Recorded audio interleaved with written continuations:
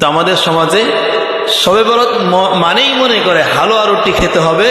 শবে বরাত মানেই মনে করে বিরিয়ানি পাক করতে হবে, মসজিদে মিষ্টি আনতে হবে, জিলাপি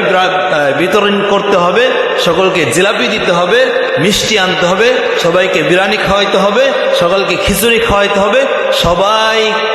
মিলে একসাথে কবরস্থানে যাইতে হবে। না, একসাথে কবরস্থানে গেলে